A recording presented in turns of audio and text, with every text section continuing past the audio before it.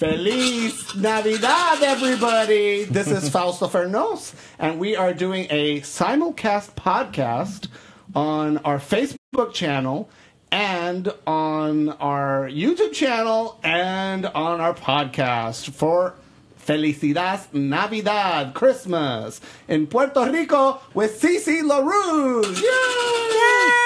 That's Mrs. Claus if you're watching this on our video. And there is Mr. Claus, Daddy Claus, Mark Felian. Hi, everybody. Feliz Navidad. Merry Christmas. Mark, Alita needs a little cover-up in the background there. Oh. She's a little, showing a little of her nips. She's a big busted gal. New Year. Felicidades. Okay, so, you know, we're celebrating Christmas Puerto Rican style in today's podcast. And no better way to celebrate Christmas in a Puerto Rican style is by having an authentic boriqua drag queen like Cee-Cee LaRouge. Oh. Well, you know. Bring that microphone close. Get close. I try to do what I can for y'all's. Now, I want you to, do you know what this is right here? It's a wooden cucumber. It looks like something you would enjoy, but it's an actual coquito. It's a gourd. It's ribbed for your pleasure.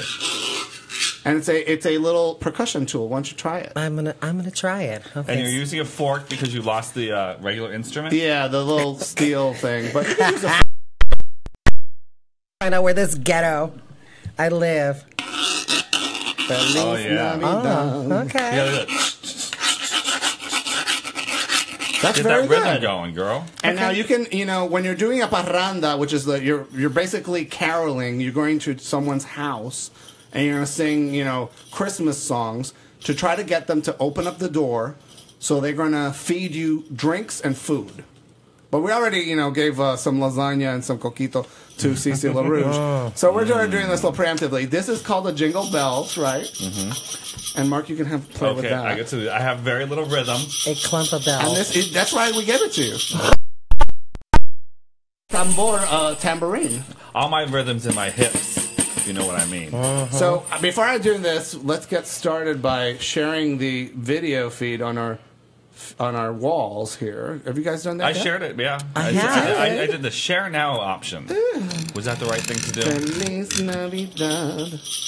I can't see it on our Feast of Fun page. Oh, So no. the jingle bells, for you guys out there that don't know, the act of making loud noises was supposed to scare away demons and devils and evil spirits. No wonder it's so hot in here. My goodness. And so You can ring my bell, says Paul Lynch, honey. Okay, so are we gonna do this? we're going to do it. What are we doing?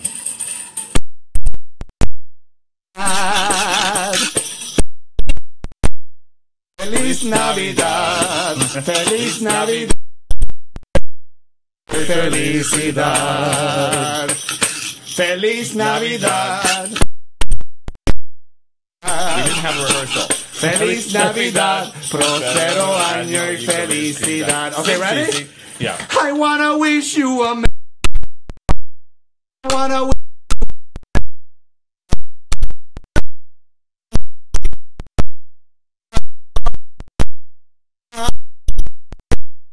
Parrandaing with me. Yes. Oh, it's our parranda pleasure.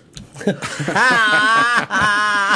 Cee-Cee LaRouge, you are a drag queen here in Chicago with Puerto Rican roots. I very much am. And get close to the mic so people can hear you there. I very much am. And so Mark and I got booked for the Austin International Drag Festival, which is a very important festival for us. Probably the biggest important drag festival in the world. Yes. So I've heard. And so we had no idea. We wanted to dazzle the crowd. We wanted to impress them. And Mark said... And so we tried to hire other drag queens to pretend to be us, but nobody was available. Wow. Talk about being short-staffed. And I thought, you know, what would be good is just to have Mark, you know... So Mark came up with the idea of having Cee-Cee lending us or borrowing or selling us... Renting her costumes, right? Yeah. Well, I I knew she did it, so we're like, let's do it. Let's get something. And that way I didn't have to, you know, slave away making anything and having come out half-assed. You know what? I think the best part about that whole transaction was just both of you just romping around my living room naked. I've had a great experience with both of you. What did you get to see? Everything. I feel like I intentionally wore underwear to your place. I believe you did, and I just kind of wish that you didn't, but it's not like you left very much to the imagination either. Well, it's hard to contain my majesty, you know. He made But his actually, ass. we raided your wardrobe closet, and you had quite a collection of exquisite gowns for us, the thick and juicy girls like ourselves. Well, thank you. I do try my best to try to make stuff for the big and plus, and the big and chunky, and the big and fluffy, and every other adjective of which they think they follow in on. The hungry girls who like to eat. Hippos. So in Chicago, you're actually known as kind of a couture for drag. I mean, you dress up a lot of queens in pageants, in the clubs, and all that stuff. What are some kind of big trends you've seen, like, in people are demanding or asking of you, like cat suits or certain colors or prints? What they're asking me a lot of is what they see up on the red carpet nowadays. So anything that's falling within the fall trends, which are the golds and the browns, and mostly some of the muted reds and the more bold reds. So if anything that deals with the fall time, it's usually around the holiday season. So fall colors is my favorite. Because a lot of drag queens want to look sophisticated. They want to be elegant, and God knows why. Sure. But Mark and I have a rule, and what is the rule when it comes to fashion for ourselves? What? I don't know. If it makes us laugh, we're going to wear it. If it makes us laugh hanging on the rack, then we're going to try it on. If it looks, if we can fit into it and not look like we're basically squeezing If it looks ourselves. stupid, put it on. Yeah, we're going to do it, put it on. Because it's like, we don't really like, I mean, I do have clothes from like the Gap or J. Crew and stuff like that, but that's kind of like your everyday kind of like wear. But if you want to like look like you're an idiot, then you want to definitely go out there and find clothes. And it's hard because we live in such a homogenous kind of society and everything's kind of the same. It's very Abercrombie and Fitch, it's H&M, and everything's kind of whatever. But if you really want to get something different, you have to kind of go out there and you have to find those stores. And sometimes it's hard. And you think, oh, I'll just order this from Asia. Look at this wonderful shirt, and then you get it, and it was like only $5, but you got the 5X, but it's still too small. That's how they get you. But then you rolled out this unitard, which sounds like a slur, but it's not. And you have basically it's like purple, pink, and lavender. It looked like a Starbucks unicorn frappuccino. Or what I call the tie-dye mindfuck. And I said, Mark, you're going to look delicious in that. I did look delicious, didn't I? It was fun. The great thing about a cat suit is you only have to worry about like wearing that one thing. It zips up in the back, and it's a pretty big zipper, so you don't have to worry. Like if you really have to pee, it's pretty easy to kind of like get out of and get back into. So what are some of the Christmas traditions that you guys celebrate? I don't want to like turn this into the Frozen preview for Coco that ran 45 minutes. Did you see Coco? No, I have not. So Disney was worried that a lot of Latinos were going to go see Coco that were going to run late on Puerto Rican time or Mexican time. And so they put in, or maybe they're just trying to like shoehorn more Frozen merchandise and more Frozen, hysteria. So their big movie this year in the Christmas season was Coco, and they had a 45-minute. It was 21 minutes. 21 minutes, but it felt like it ran forever. It went for right? a long time because it was boring. It was interesting, but one of the premises was the snowman is going around sort of trying to find new Christmas traditions for himself. Right, and so he went around and he gathered a bunch, but then they ended up just like dying a fiery death. And they just decided in the end, hey, whatever Christmas traditions you have are your Christmas traditions, and it's never too late to start a new one. So They need to just let it go. They can't let go of Frozen. It's made too much money. It needs to freeze over. It's enough already. What was some of like the big Christmas traditions in your family? Because I know that Mark, your family likes to open the presents on Christmas Eve. We open them up on Christmas Eve, and so the kids in our neighborhood were always kind of amazed that we did that, and they were all very jealous too. So sometimes, like, why did they do that? It was a tradition on my father's side of the family. So I don't know if it was like a Norwegian thing or whatnot, or French Canadian thing, but they just always made New Year's Eve. It was like a big deal. It was like good food, and and then they'd open their gifts and hang out. I think also too because we were a Catholic family that morning. On Sunday, or whatever, on Christmas, you had to go to church. So it was hard to like go to church and open gifts. Because what are you going to do? Open gifts and then go to church? Or you're going to go to church and then come home and open gifts? So the compromise is like open the gifts the day before and then the next day, then you can go to church. I actually love my tradition. My tradition is that we get up, we open our presents, we go back to bed. Then we get up, we make our food, then we eat, then we go back to bed. No, my father was always insisting you had to have breakfast before you touched anything. And my father, Christmas in Puerto Rico was kind of a relatively new concept for our generation. Like, my father's generation didn't have that. What do you mean they didn't celebrate Christmas? Christmas is a brand new modern thing. It's not that old, It's like Well, the since, idea of Christmas exchanging Carol, right? Christmas presents and Santa Claus and all that stuff. That's a Coca-Cola Corporation invention. Santa Claus, the way we think of Santa Claus, the idea of exchanging Christmas presents in the morning. That's my dad did not grow up with any of that stuff, so he was kind of enamored with the new traditions that were being imported from the United States, just because of the fact that it seemed exciting and new and colorful, and it was a refreshing change of pace to the solemn Misa del Gallo. What's that? Which literally translates to the rooster's service, which was the Christmas service that you would go to church, and you would exchange presents on Three Kings Day, which happened on January 6th. Right, that's when the Three Kings came, and that's what the idea of giving gifts or. And the Russians do that too. I believe the Greeks as well. They call it Little Christmas, the Russians. So in Puerto Rico, in my generation, and I don't know if this is true for people today, but you had sort of Christmas and then Christmas Light, which was Three Kings Day. So it was kind of like the stocking stuffers you would get on Three Kings Day, and you get sort of the bigger presents on Christmas. I was always jealous of too of like some people, like because I went to a Catholic school growing up, and some people were like of German extraction, and I think the Lutherans do that too. They would do like St. John's Day, and so the kids would get candy in their shoes as like a prelude to Christmas. Wait, what? They would put their shoes out and like their parents or would put like, or Santa Claus or whoever it was would put candy in their shoes, and so they'd come to school with the candy. We're like, oh, where'd you get this candy? I'm like, I got it in my shoes last night. And we're like, what the fuck is this? And we go home and it's like, why don't we get candy in our shoes? And like, we don't do that. I would be goddamned if that would happen to me. My mother was ruder than that. She was rude. What do you mean? Okay, so what she would do is that she would take one of the Christmas stockings, which is the funniest shit ever. So she'll fill it up with like dirt, and she'll fill it up with flour, and then she'll come right up to me, and then she'll like rally the dogs around me to be like, "Merry fucking Christmas, get up!" She would Scared me. She would basically like beat you up with a sock full of soil. My mom is Joan Crawford. She's tough. Oh yeah. My. She didn't seem like that tough when we met her, but that's probably aged. You caught her when bit. she was waking up. Oh, Holy shit, really? Oh yeah, she's and a you devil. forgave her for that? Well, I did the same thing to her the next year. So it was kind of a tradition to like pour shit over people's heads? We prank each other heavily.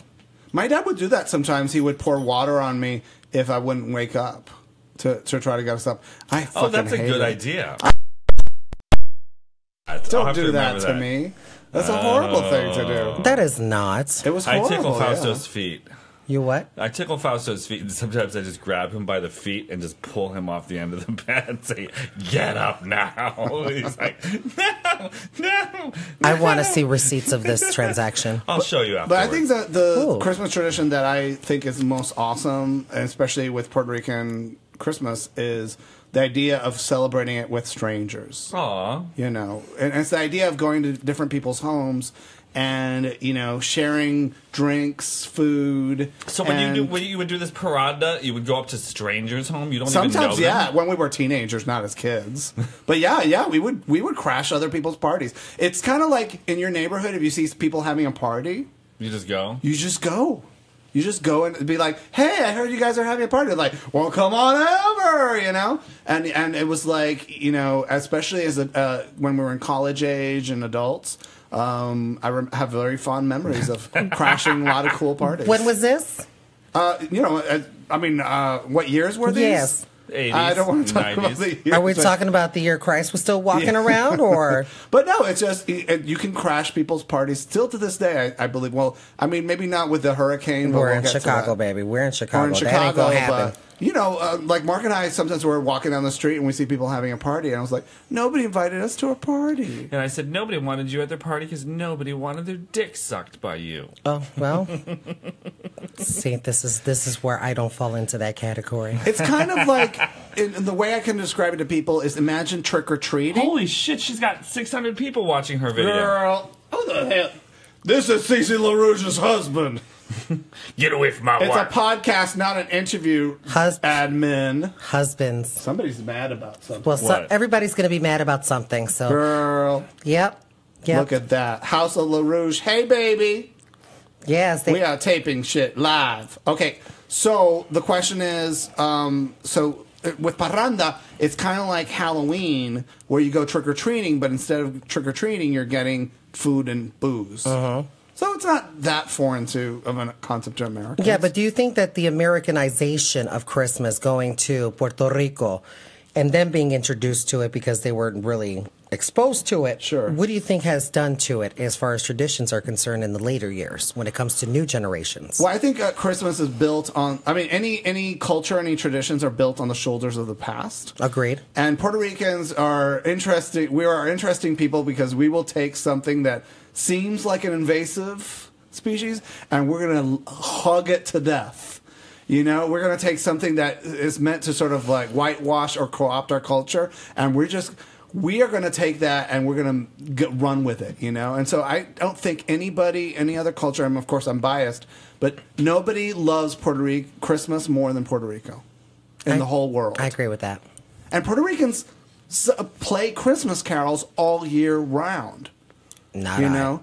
Well, because how do you differentiate, like, Puerto Rican Christmas carols from regular Puerto Rican music? People, part of it is, I think it's Al Compás de un Sentimiento, and composers like Pedro Flores have had a really profound impact on the idea of tying the holidays with our own cultural traditions. And so really, like, Christmas and Puerto Rico are really married to each other in a really close way. That you just don't have, like when the idea of singing Jingle Bells in the summer sounds weird, obviously, but nobody thinks twice about playing Al Compás de un Sentimiento in the summertime at all. Truth.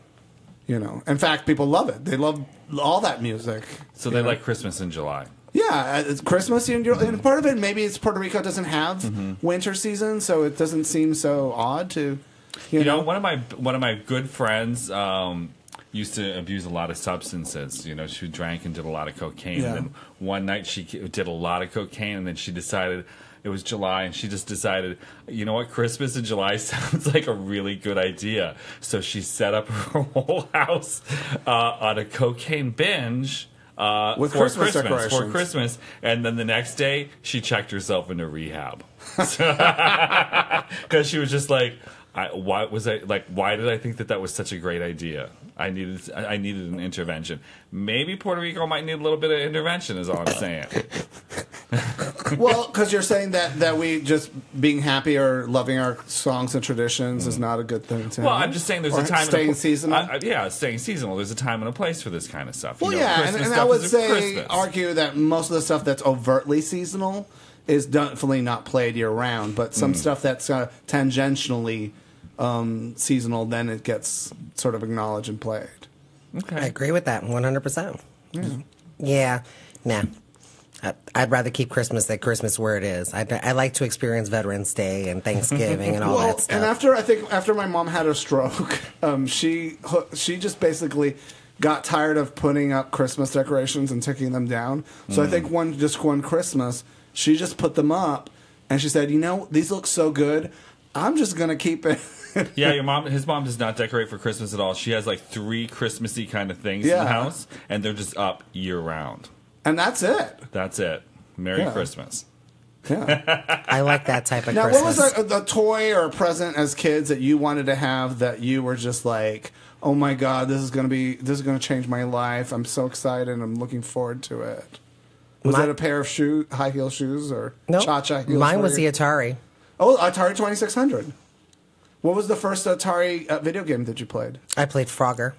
Ooh. Oh, that was the expensive one. Your parents spent more money because Atari came with Asteroids, or it came with Space Invaders, or some knockoff version. Mine was Space Invaders. Yeah, and for Frogger, you had to buy the cassette separately. Oh yes, and I think I remember this because I saved money to buy Frogger, and it was $40, and people really impressed that a 12-year-old kid could could save $40. $40. Well, if you ask your parents like for $10 4 times in a row, then I was doing chores. I was like doing favors for the neighbors. Like I was actually trying to earn money. The only thing I had to do was just keep my grades up. That was it. That was so nice of them. And turn tricks.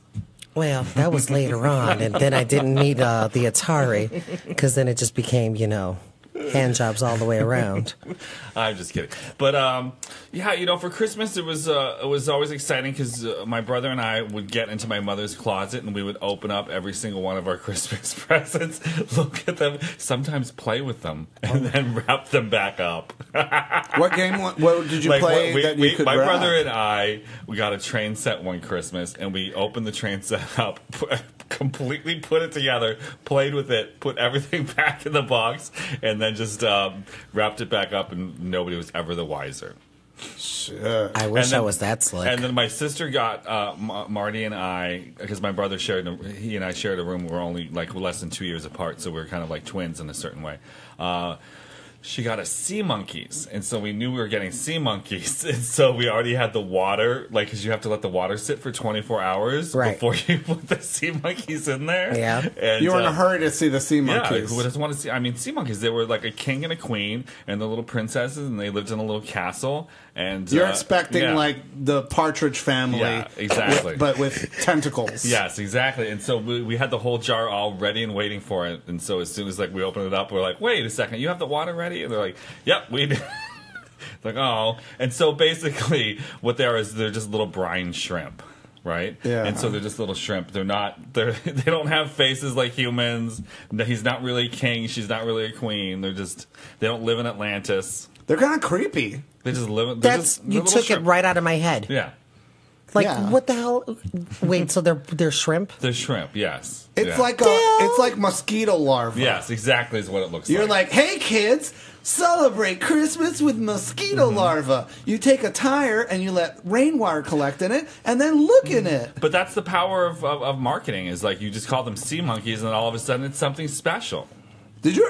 I mean, we were told when we were kids not to leave rainwater standing out because mosquitoes were growing there, and you could get dengue fever from those mosquitoes. What the hell's dengue fever? Dengue fever is like chicken pox for Puerto Ricans. It can almost kill you. It's like malaria. virus. Yeah, it's fucking serious. And I had one school teacher. She was like gone for 2 months because she got dengue.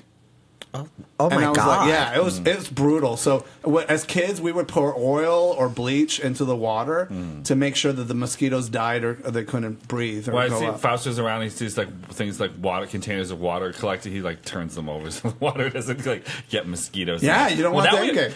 Now we have Nile virus right around here. Asian bird flu, pig flu. It's all coming for you. Pigeon flu. I think the most exciting Christmas present, because it's so ridiculous, that I wanted was a goat that ate things.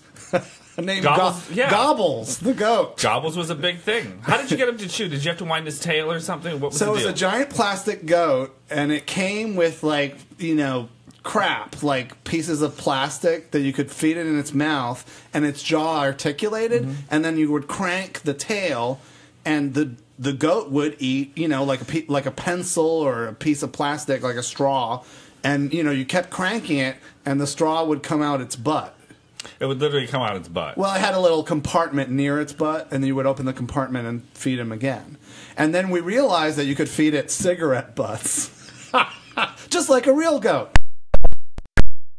You could search this on the internet. Gobbles the goat, the hungry goat. It could eat things. Fans, please Google Gobbles the goat. Wow, that was a lot to say. I don't know if they can if they're live streaming or not. Some of them have two phones. They do. Or they're in front of a computer. Shit, girl, people got... So anybody here, what was your holiday Christmas that you wanted? Marcus, Derek, Steve. How many viewers you got? 2. We got 3. Honey, I'm not one of them viral drag queens like you are. You got 600 views. 740. That's great. And so what's your key to this is you basically you go Facebook Live as you're putting on your makeup, right? Yep, pretty much. I'm going to show this to the people over here. This bitch got 736. I don't know if you can see that. This is kind of meta over here. She is on her social media game. And then most of the videos are you just shaving and saying, hey, Brianna, how's it going? Yep, I say all their names, and I interact with the people. So usually when you're doing a live video, it's a lot of things, just like how many elements go into a podcast. It's the exact same thing that goes into a live video. It's just a lot less equipment. And do a lot of the people that watch the videos, do they buy your merchandise or they come see your shows? Absolutely. So this is kind of like giving your fan base something to consume in between the shows. Exactly. And I think with this way, it actually garnered a lot more attention, and it actually did increase my revenue a lot. Oh, good. A lot. So you recommend every drag queen take advantage of Facebook Live if they haven't already? Sure, if they have the personality for it. Well, some drag queens have not the most outgoing people, but it's still, it can be a window into the performers, Let me tell you something, babe. All right, let's hear it, girl. Let me give tell us the real tea. Hard, bitch. Are you paying attention? Girl. Let me tell you something. Everybody can do a podcast, but not everybody should. Mm-hmm. Let's put it that way. That means that people who are really good with makeup or have something valuable to contribute to the audience, no matter how large or small of what it is, there's a niche. With that niche or whatever you want to call it. A niche. Whatever. Knish. It has to make sure that it caters to a large group of people so that way it builds your following faster. How I built my following faster was because I can paint pretty good, I'm kind of funny, and I'm very rude. Oh, you're rude? I'm rude. Because you don't mince words. You don't hold And back. I'm quite salacious. So And you're not afraid to fucking cuss. I cuss like a fucking sailor. That's a lot. good. I say fuck a lot. And you're like, fuck that. What's your your makeup? I don't know if people can see this. I'm gonna bring it up close. Bring it up Can we close. zoom in? Oh, Girl, look at that, hi. honey. House of LaRouge. I look like Devin Green, but just Latin. Yeah, honey. Look at that. She is gorgeous. Hark! It's Christmas. And when you basically when you're not in that costume, you're basically you're just a guy without eyebrows, basically. Pretty much. Pretty much. And so, have you ever? Because I know some people are tempted to actually just tattoo the makeup on their faces permanently. Why? But the idea is that makeup is supposed to be something that you change every often. But my half sister Jaji, she put on her makeup permanently. Well, she did lip liner. She's also lives full time as a woman because she, has always lived as a woman. Well, Michael Jackson didn't. He tattooed his he eye tattooed makeup, yeah. everything. Yeah. But she also did eyeliner. But what did Michael Jackson do? Eyeliner? He did eyeliner too. He did eyeliner. He did his brows. He did his lips. His eyes were tattooed? Oh, Baby, yes, if they even came with permanent contouring, he would have done it. Okay, let's talk about your cheek highlight here. What's going on here? Well, what do you want to know about the cheek highlight? What is this? This high highlight? Oh, this high. That highlight right there. This is Jeffree Star's Skin Frost. Oh. And the color is called Ice Cold. Oh, honey, you Like look your gorgeous. Sabrosa, honey. Thank you. Look at that. And the wig and the styling and stuff. Definitely. It's very gorgeous. Can you stick that microphone in your mouth completely? I mean, if I remove my dentures, maybe. Ooh, girl, this is getting exciting here. Maybe if I remove this piece This right ain't here. your mama's Christmas special, honey. But it is. Hey, we haven't talked about the Moore winning Alabama. Losing Alabama. Oh, yay! Less is more. Less is more. Thank God. So I was ready Alabama.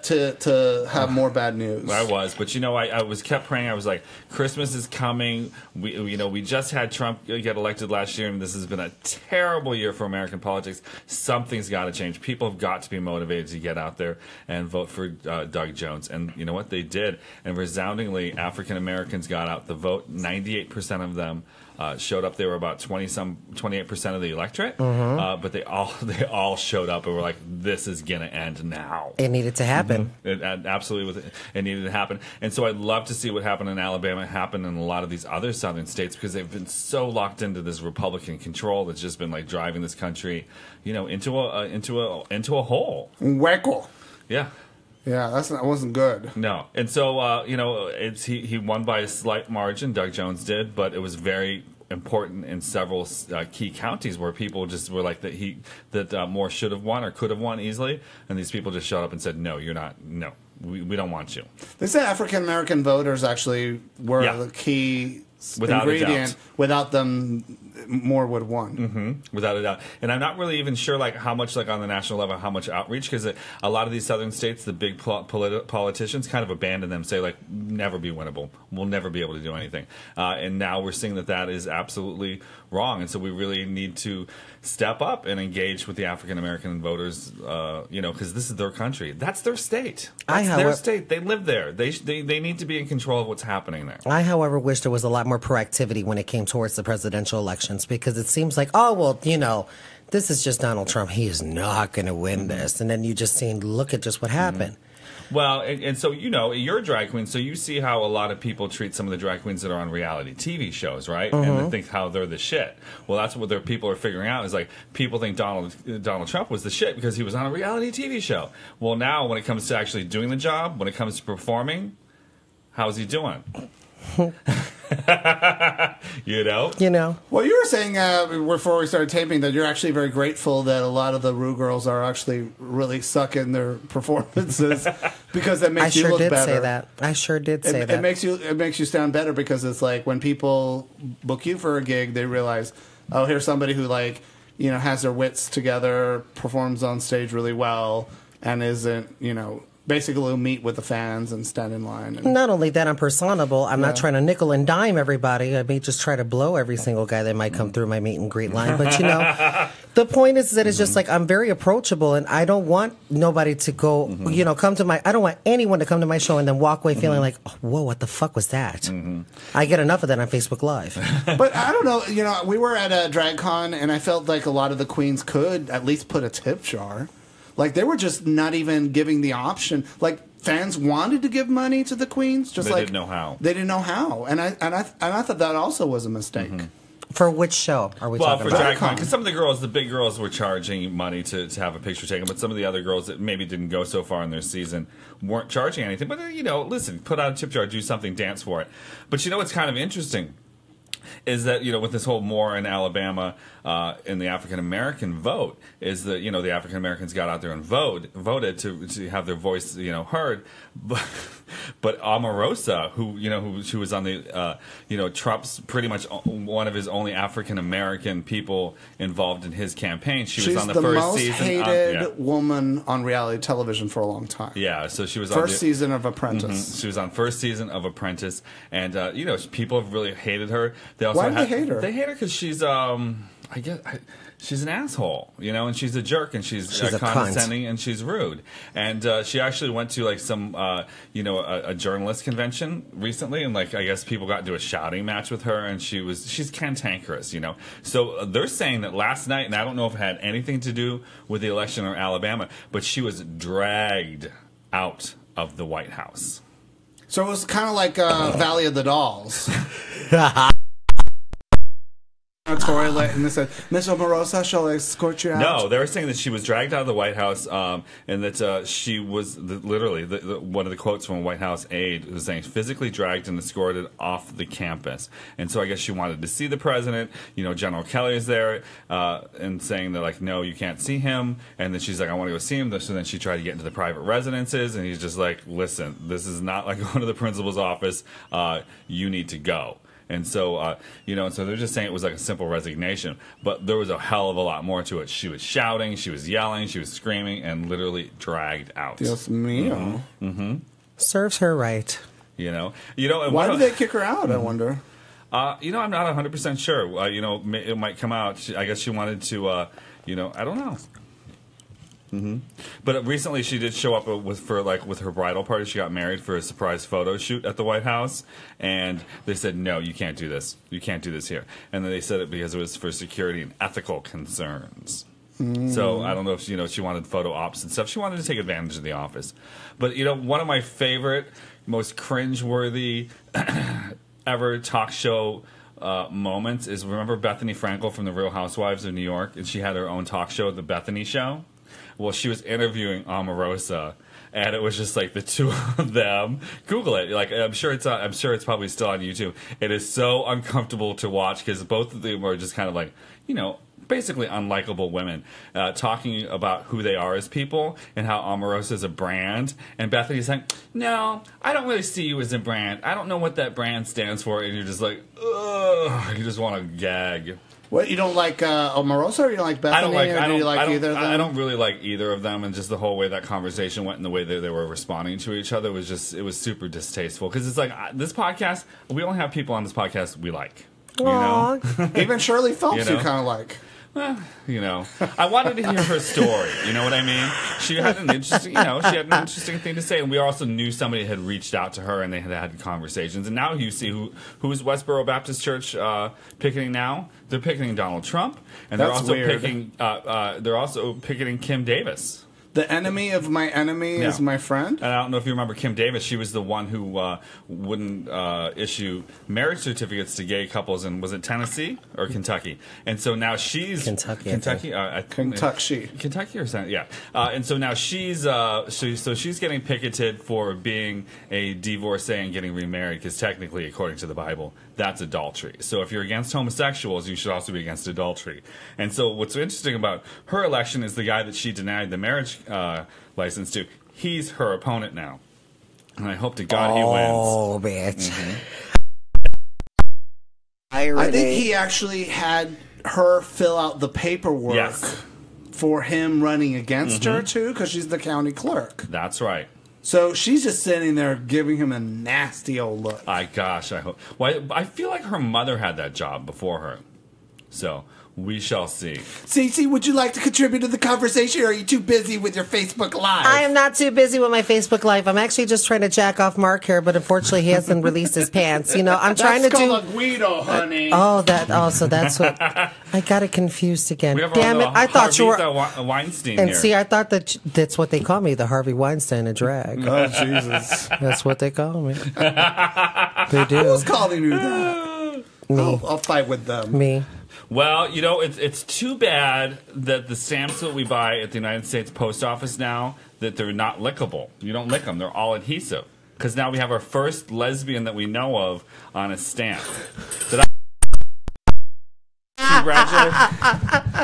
You can lick her. Congratulations to Sally Ride, the first American woman in space. The unlickable stamp. I'm not sure she's the first lesbian on a stamp. No, I don't know. I don't think she is the first lesbian on a stamp. I don't know. Somebody should ask Yeah. Siri. Let's say the first lesbian astronaut. Okay. First lesbian on a U.S. stamp. But Because I know, Google that shit. But listen, Harvey Milk was on one. Lesbians or like women who like women, or even if you're a dude, if you want to lick the stamp, go ahead and lick it. Lick it and stick it. But you know who else is going to be on stamps in 2018? Who? John Lennon. He's not a lesbian. And Mr. Rogers. Yay! Are you for real? For real. Oh my God, that's awesome. He's a Canadian. It's a beautiful day in the neighborhood. Yeah. I think Fred Rogers was born in Canada. I believe he was Canadian, and then he filmed in Pittsburgh. Yeah, honey. He was born in Pennsylvania. I'm sorry. Oh, sorry. But he worked in Canada. He did? And he developed Mr. Rogers for Canadian television initially. Oh. And then it was brought into... I might be wrong with that. He filmed out of Pittsburgh. I know that. But he was a Pittsburgh, yeah. And that's why when you did that that thing with Mr. Rogers, I like you for being you, for E. It's you I like. It's you I like. For E, who is the drag superstar from Pittsburgh. The gender nonconforming child who puts on drag shows with other kids at Chuck E. Cheese. And instead of tipping them dollars, they tip Chuck E. Cheese tokens. Oh, that's just a joke. Okay. But they do it at like community centers for other kids. Yeah. And so it's other kids doing drag shows for other kids. That's lovely. I think that's a wonderful thing. The mothers bring cupcakes, the kids put on the wigs, and then they snatch the wigs. It's just like a regular drag show. But now you have 12-year-olds coming for your gigs now. Oh, girl. no, girl. They'd be like, you thought you were young. This club is 21 and over. This is why I stick with retirement homes and truck stops. But for a lot of people, it's a way for them to actually get into gay bars. At least back in the day, it was to get dressed up in drag. Because if you were in drag, they hardly ever check, because if you were performing, they wouldn't check your ID. That was true for me when I was 17. That's true. Did you drag young? No. I never got carded that way. No? Yeah. Then again, I looked a little bit older as a dude because I was fat. Oh, I was huge. You were a thick and juicy boy? Yeah, you were big. No, there was no such thing as thick and juicy. I was just wide. And so, did that change the dynamic for you, like as a young gay person? Like, were you able, when you were able to get into these clubs at a young age, was that like a better thing? Do you wish that you could have? I guess for me it was, Yeah. but looking at it as a whole, it just proves how shallow most of the LGBTQ whatever part of the letter of the alphabet community that we live in. They're shallow. Because they were shallow because you were young? No, they were shallow because they're superficial. Oh, you felt like you were judged harshly. I was, yeah. But I'm glad that I wasn't the only one, but Sure. But I just see it as a whole. I'm just like, wow. But that's true of the whole world, though, don't you think? That's not just specific to LGBT people. But I think sometimes... Go ahead and show me receipts. I'm waiting on these receipts because you mean they're saying the rest of the world is not judgmental on people's appearance? Not as. And I'm saying that they're much more superficial than fashion. I would tend to agree with you that I think, at least for gay men, we definitely are very visual oriented. But men are just in general like that. That's how our brains are wired, isn't it? You don't agree? I disagree. You're saying that men... No, people... This is just my own opinion about it, but from what I've seen is that they have their own agenda, and what their agenda is, they're a bunch of followers. Mm-hmm. So with being a bunch of followers, they're following up on what they see up on the trends of what they see up in the news and stuff like that. So, for example, if there's just like their view of the perfect homosexual guy is just like he's got to have muscles and no gray hair, and he's got to have a washboard stomach, and he's got to be a twink. Well, I think that was definitely something when we were coming out back in the day, that was something that they really pushed on us. But I think now with social media, people are expressing what they want and be able to find what they want. And so if you look on Facebook or any place, there's all sorts of groups for bears, for chubs, for older men, all sorts of things. So people can sort out what they want and find what they want. And we're not always shoved, like especially in the 90s, it was always like it was blonde-haired, blue-eyed twink. Everywhere you went, that was like that ideal, and if you weren't it, then you. But nowadays, I think that we've come beyond that for sure. And I'm glad that we have come beyond that because of social media. But I also think on the other side of the sword, social media has also given people a voice in that perspective when it comes to the negativity. So you got a lot of keyboard warriors that are just the haters. So you can't find people are like having fights that are not constructive. Fights that are not constructive, or people who are just being online bullies. You get a lot of that, and especially everybody has an opinion when it comes to social media. Sure. I mean, it's easy to be divisive on social media because you don't see the consequences of the negativity. Exactly. You can dehumanize somebody for any reason, and you don't have to be around watching them weep into their keyboard. And it makes you feel more, if you're disenfranchised, if you don't feel empowered,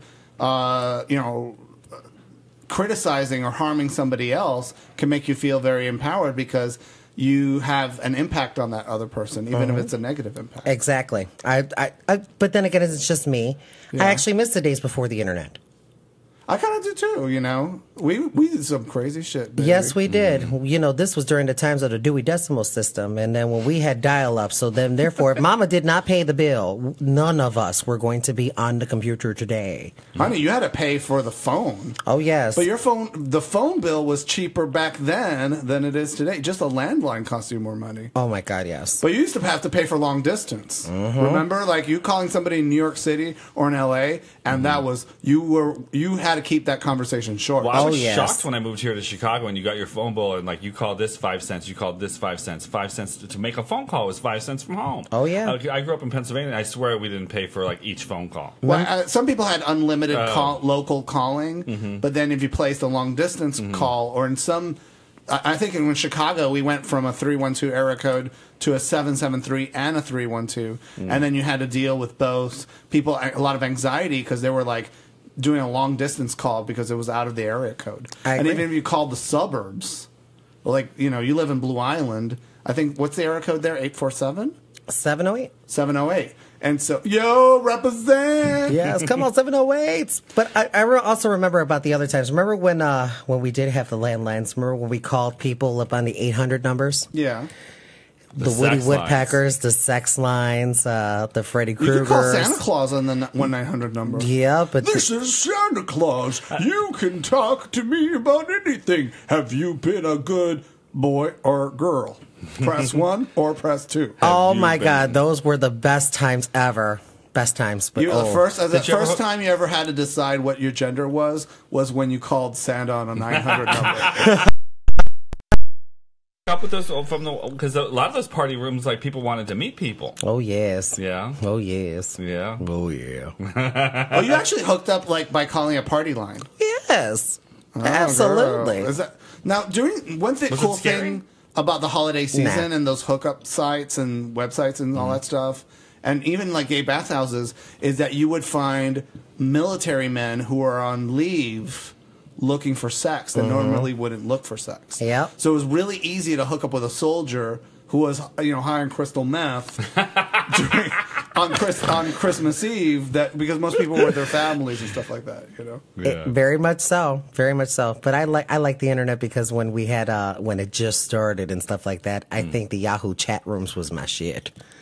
Oh, girl, that's how I learned how to type fast. Oh, that's how I learned how to pick up Because dick you were faster. searching for dick and you couldn't do 40 words a minute, you were left out in the cold. Oh yes.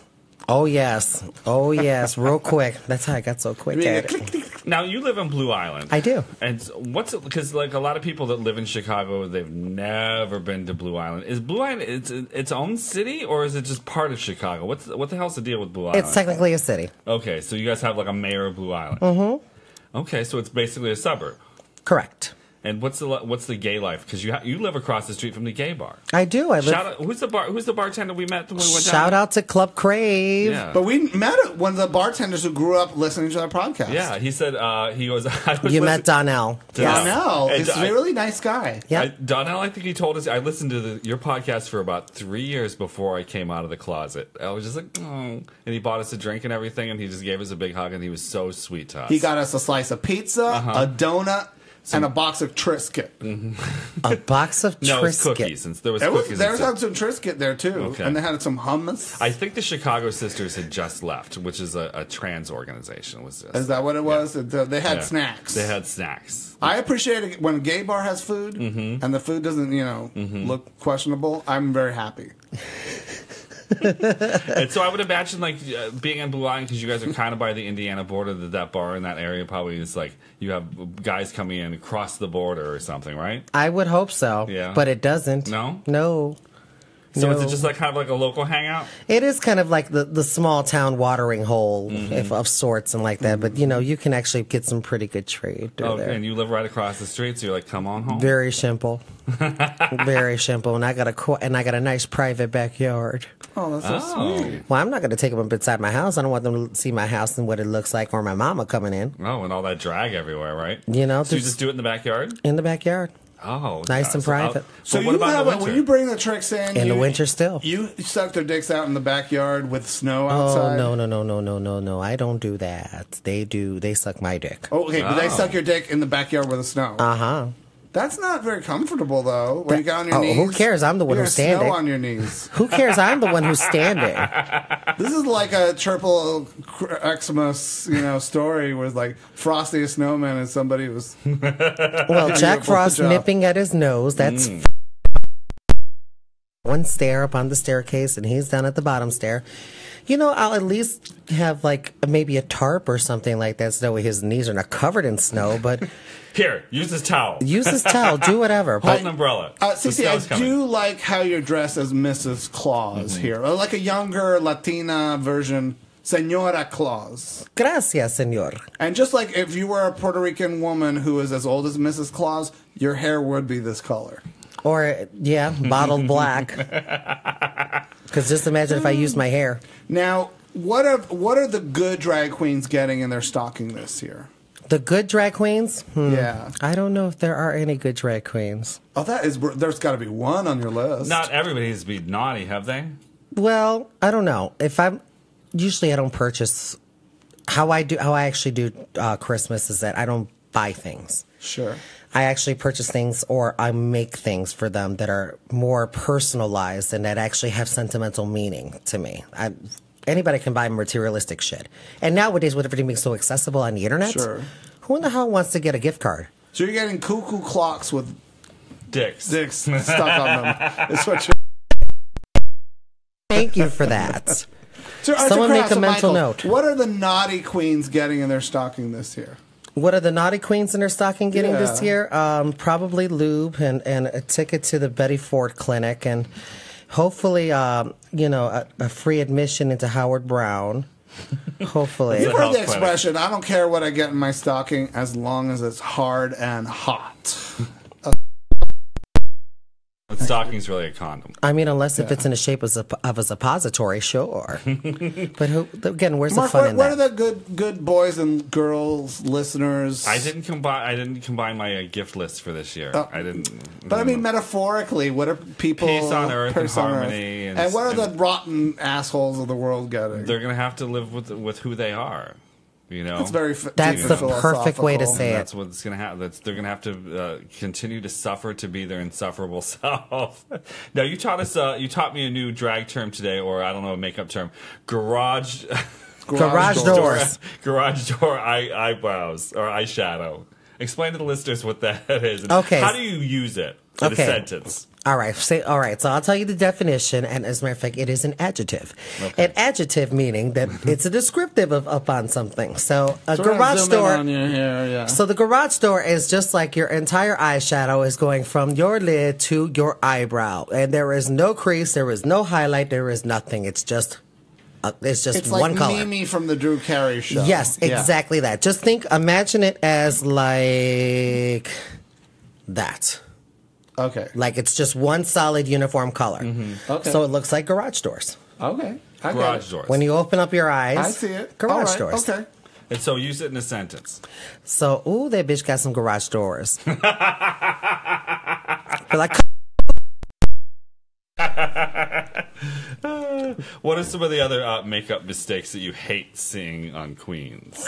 hate everybody copying my damn zebra brow, but it's fine. What's your zebra brow? The zebra brow is where I do the individual hairs, where it looks like, stripes up on there, but I go like a lot larger so that way it looks like this. Yeah, that looks like a solid block. Yeah, it's a nice solid block the way I like it. Just a little curvy. But Fade normally with you your just block. kind of gently draw the brows. So Yeah, just kind of like wisp the hairs with liquid eyeliner. I'm seeing that a lot. What I notice is that people are copying other people. I don't see any originality nowadays. That does bother me, like how everybody looks like clones of Roxy Andrews. I wish they would stop. Yeah, I don't know, like and to me, one drag queen I really enjoyed seeing her. That's why I love Dragula. It's because like queens like Erica Clash or Disasterina, especially Disasterina, her makeup just seems like almost like her kid sister did it on her face. Most of these drag queens look. Well, no, it has a playful kind of childlike quality to it, and Yep. and she's just kind of this kooky, weird, magical person. I actually invited her to come to the podcast. She says she might do it tomorrow, so That's awesome. we might have Christmas with Disasterina. Well, it's not going to happen tomorrow. Disasterina. Well, soon. Soon. We're wrapping up the year soon, so Yeah. So we're doing a incredibly strange Christmas music episode to wrap up the year, and then we'll be coming back in January. In January after Glitter Day. Glitter Day is the second Saturday in January where LGBT people can celebrate the winter holidays. Now, we may do, I have to talk to Brian and to Colette about whether we're going to do a Star Trek one after the premiere in January 7th, I believe is when they're doing that. So maybe we might have a podcast coming out the 8th or 9th. It'll be a Glitter Day miracle. I'm a Star Wars fan. Now, you're looking forward to Star Wars that's opening in theaters tomorrow. Yes. Tonight, Yes. technically. Yes. You have your tickets? Yes, I do. The Last Jedi. When are you Who's seeing going to it? be the Last Jedi? I have no clue. And as a matter of fact, I like the way that the story has been progressing. And even though that I'm kind of sad that it's been, I think Disney owns it now. Mm-hmm. Yeah, I'm kind of sad about They also that. own the Alien franchise, which means the Alien Queen is really a Disney princess. Probably gonna, it's probably just gonna be whatever Anastasia coming on. Just be like, I'm finally a princess now. Now, there's a lot of speculation of what the plot of The Last Jedi is. What do you guys think? Well, it's the director has said that Luke Skywalker is the Last Jedi. So no more Jedis. Well, Technically, according to this, according to the books, he's not. Yeah, so He's not. There's the Jedi is too much fun. You can't have it's a Last Jedi is an Well, if you don't have, Cher's farewell tour was our last tour. If you don't have Jedis, would you have Sith Lords? You know what I mean? Do they go part and parcel? Oh, so if you stop the Jedis, you stop the Sith, Maybe Not necessarily. or maybe Right. it's just to be all Sith. But then, so who is the young girl that is going to meet the Last Jedi? Is she the reincarnation of the Emperor? Maybe it's probably what takes after the last part. Like it's a continuation from the last one. I think the last one was Rey. Rey meets Luke Skywalker in an Irish island. But is Rey the embodiment of Darth Vader? Is Rey the embodiment of the Emperor? That's what the speculation is, right? Not necessarily the embodiment. It's just like it's who's going to take over. But no, but like I'm just saying, like no, like their actual force, like Darth Vader's force or the Emperor's force, his personality and stuff like that, could have been passed on to another living human being. Oh, truth. And so I honestly think the Last Jedi is Leia. Oh, I know Carrie Fisher went gone too soon. Yeah, seriously. Yeah. But Was she should have been the Last Jedi. Technically, before Luke and Leia had kids. It'll be Carrie Fisher's they last did? film. If you follow along with the books and stuff like that, Anakin Skywalker, then Luke, and then Luke had 2 kids, Jason and Jonna, and then a third one later, which was Anakin. Yes, he renamed his son Anakin to name after his father. Ani? Yes, It's coming back. No, so I believe that the books are no longer standard canon. But so the speculation is that Rey is going to go to the dark side, and that the emo one, what's his name? Who? The bad guy. Oh, yeah, yes, I know who. Nobody knows his name. I forgot his name. He was so memorable. He's he could become good, and she's going to go bad. They're going to switch sides because he's wrestling with the dark side, but he may not become a victim of or he's trying to get into the dark side so he can fight it. Is that what I'm getting the impression? The right? scene that everybody's really trying to figure out if was this just creative editing is that the new Sith, the baby Darth Vader, sticks his hand out and Rey accepts it.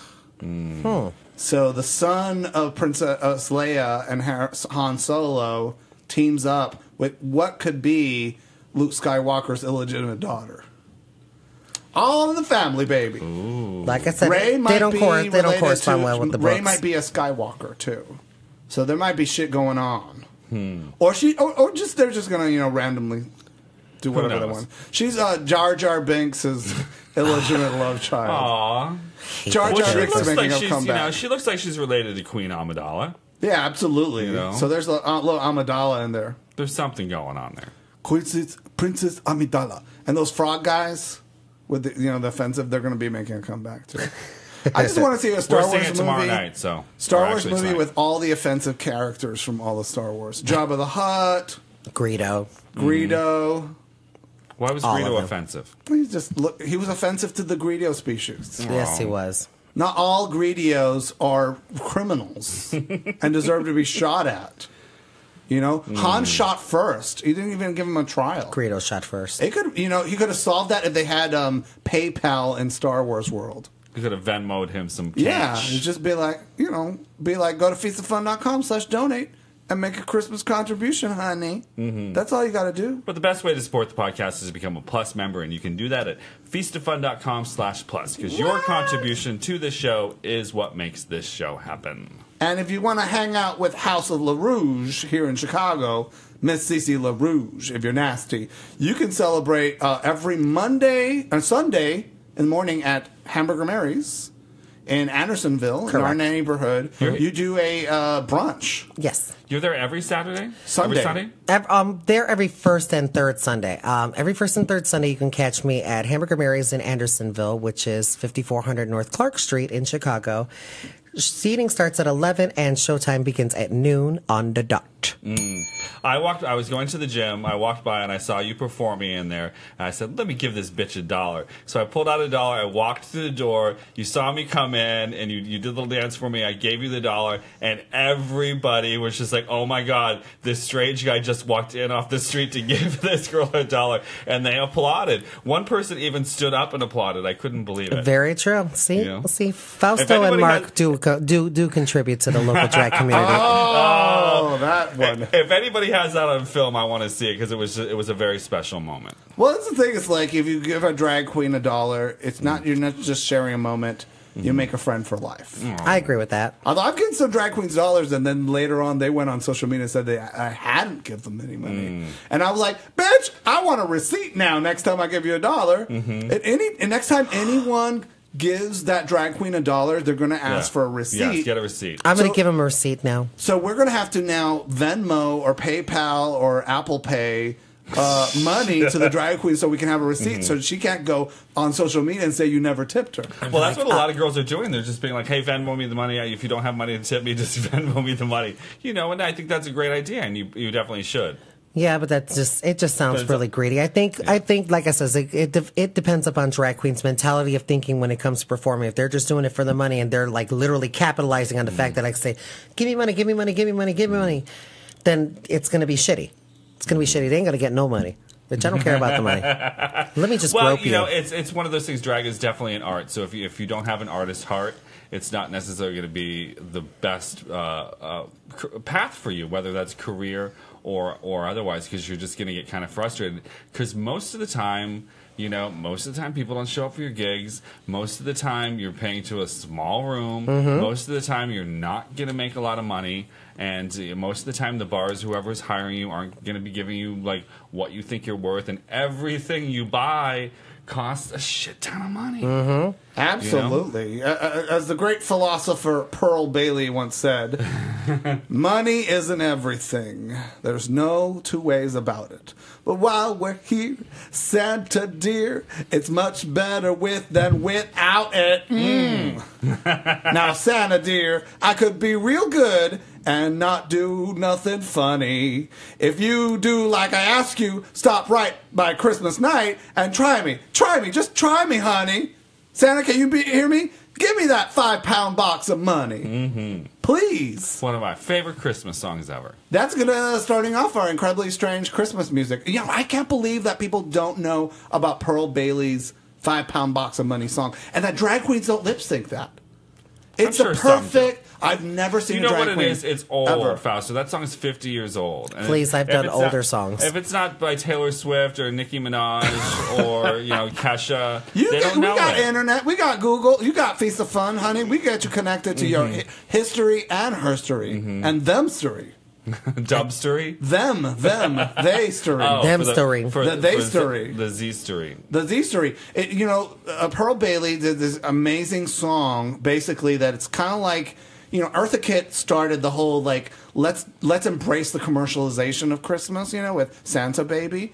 But Pearl Bailey took it one step forward, and she did this song that she's just like, honey, you may say me all these nice things this Christmas, but money, I would like some checks and cash. As Tina Turner said, American Express will do nicely, thank you. Oh, I got to find out this song. Yeah, it's a great song to lip sync for people. Thank you. Cee-Cee LaRouge, it's always nice to hang out with you. You look gorgeous. We took some great photos of Cee-Cee. Thank you. You guys want to look at them, they're on our website, feastoffun.com. And this outfit is so great. It's amazing what you can do with the Christmas tree skirt. Look at the good idea. Wait, is that a Christmas tree skirt? No, I just know how to make a circle skirt. Girl. It's her cardinal outfit. Look at that. She's like, She's her own pope. She's gonna get you to kneel get on your knees and Kiss get the communion ring. wafer. Let's have zippers right by my pelvis. Oh, guys, thank you so much for listening. To the people who are watching, thanks for watching. Thanks for watching. Bye, everyone. Bye. Adios, señores. You ready for another cocktail? I am ready for more. Bye. Bye.